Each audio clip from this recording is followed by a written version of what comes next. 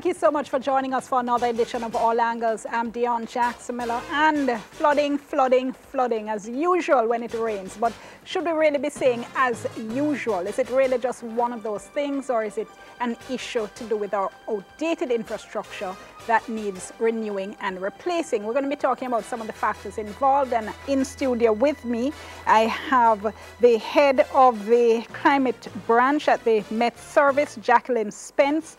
Also with us, Jeremy Lawrence. He's acting Chief Engineering Officer at the City Engineers Department.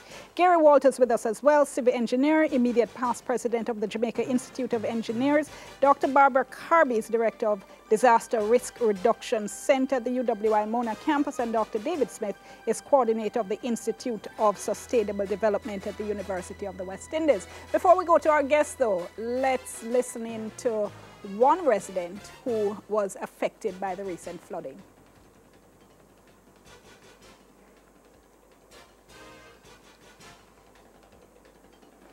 Okay, we'll come back to that a little bit later on. So let me start with Jacqueline Spence to talk to us about the weather and the rain and the water.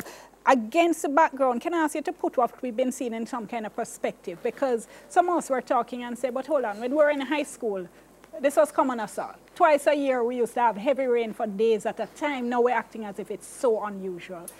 Explain for us. So back then you'd have it twice a year, but imagine that we had such heavy rains in March. And March represents your dry season. So it is definitely abnormal, and it is something that we have been seeing over the past 20-odd years now.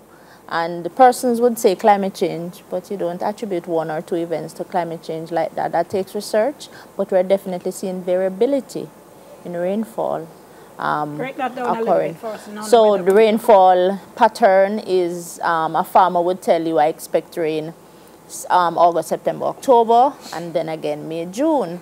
However, no, that pattern is not what is not what's seen now. You know, it comes whenever. It comes March, it comes April, it comes May, and then when it comes, so the nature of the rainfall is not small amounts of rainfall. It's very dry and then very intense rainfall activity over a short period, which results in flooding, land slippage. So is it a usable amount of water that we're getting? Not really, because so much is lost in runoff, loss of soil and all of that. So it is different from what we are used to back then, definitely. Okay, when you say intense rainfall in a small period now, how unusual is the levels that we're seeing?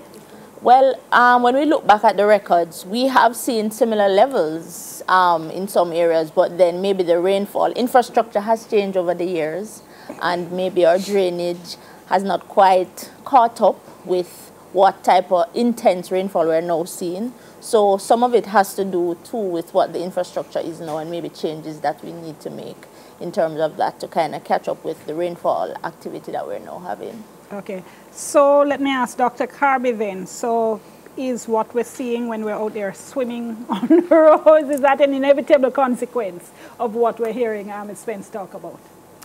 Well, runoff is a consequence of rainfall.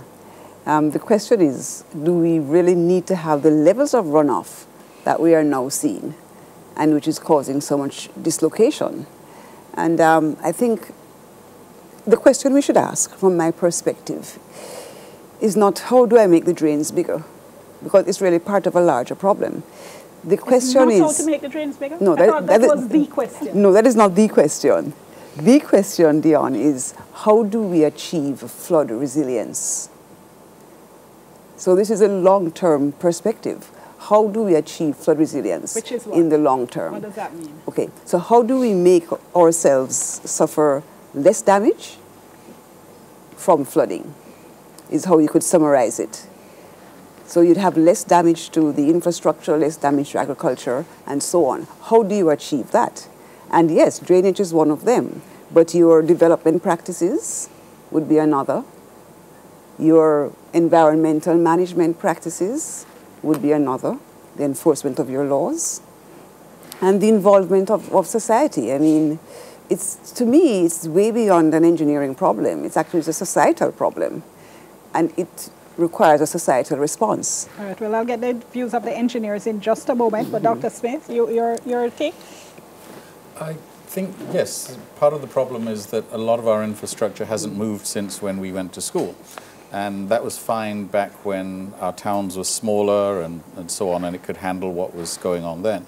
But I remember listening to a presentation by an engineer who was talking about what would happen if they put in a housing development, and this was in the Spanish Town area. And what they said was, if we put in this development, then it will take a 1 in 50-year rainfall event and make it a 1 in 5-year rainfall event. Now, what that means is that the kind of flooding we would expect that would occur every 50 years or so, once you put in that housing development, would happen every 5 years or so. And the reason for that is because you've got roofs, you've got roads and so on, and the water, instead of falling on what was an empty field or maybe a piece of farmland, is now going to be going on roofs and into drains and onto roads, and it's going to cause flooding. It's not going to seep into the ground. So for everything that we build, we have to take into account the amount of runoff. That is, the water that's going to not percolate into the ground but is going to have to go somewhere else. I would suggest that over the last many, many, many years, we really haven't taken that into account. And we haven't said, okay, when we're putting up new housing, we have to do this to the drains, or we have to figure out where the water's going to go. When we put in new roads, we need to do the same sorts of things. It's one of the things that we tend not to think about until it rains heavily, and then we get flooded, and then we throw our hands up and say, well, what's going on? But this happens almost every other year. Yeah. It's not even the first time it's happened this year. Yeah. So, Mr. Lawrence, is it you guys who are letting us down? No. What are we said no fast? No, say it very fast. What it is we have to take a holistic approach to stormwater management. It is not just about infrastructure.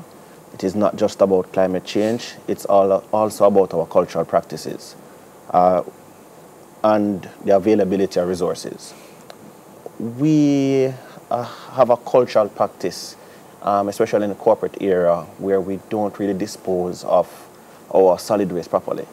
And as a municipal officer, we see a lot of that, minimizing the carrying capacity of our existing infrastructure.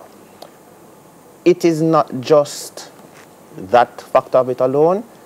It is true. Development has increased across the island significantly over the last 20-25 years.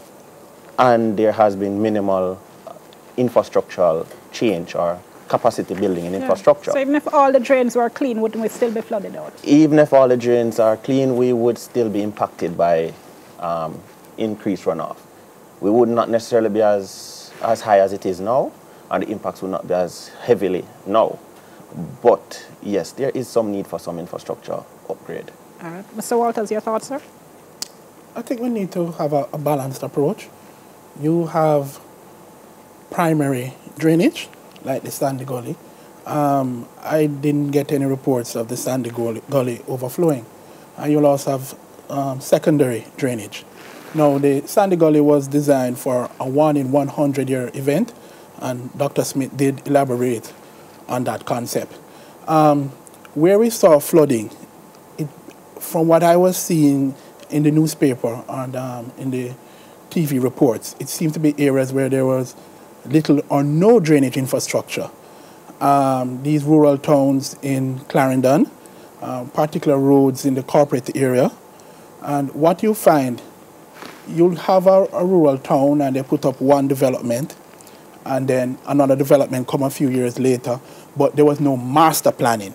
A master plan should have been done for that particular area and say, we can accommodate X number of houses, and if we're going to do that, and the engineers would have done their hydrology study and said to accommodate the surface runoff, looking at the topography and everything, we'd have to install this number of drains. So when you just have developments happening in ad hoc, you do 500 units in the 80s, then you come in the 90s, then you do 1,000, and then in the 2000s, you're gone to 3,000. Then now it appears that the infrastructure now has to catch up. And you can't do developments like that. You must have a master plan, and you must do the proper engineering. Should. No, you must. Most definitely. But it can't be must, because do we? No, That's why we're having the flood. Yeah, which is what we get back to, because all of you seem to be agreeing on the issue of holistic, taking a holistic approach, you know, looking at the various factors involved. But I guess the issue is how exactly we get there, which is a big question. Do we even know that? Well, it goes back to planning and also building that into the way we give permission for new buildings and new communities and so on. Back to Mr. Lawrence. Well, the question might be, for example, when NHT or the government is putting in a housing scheme, does it take these things into account? Or does it simply decide, well, we need housing and then just go ahead with it? And the same way, if somebody private is going to put in a housing scheme, is it that drainage and all these kinds of things are taken into account in deciding whether or not the person has permission to go ahead and do the building? Yeah. We've seen some catastrophic failures of that planning system, like Nightingale. Hold that thought for me. Have to go to the break. When we come back, we're going to be picking up a little bit more about drainage. Doesn't sound like a sexy topic, but hey, when you're swimming in water, it's the first thing you talk about. So stay tuned. We'll soon come.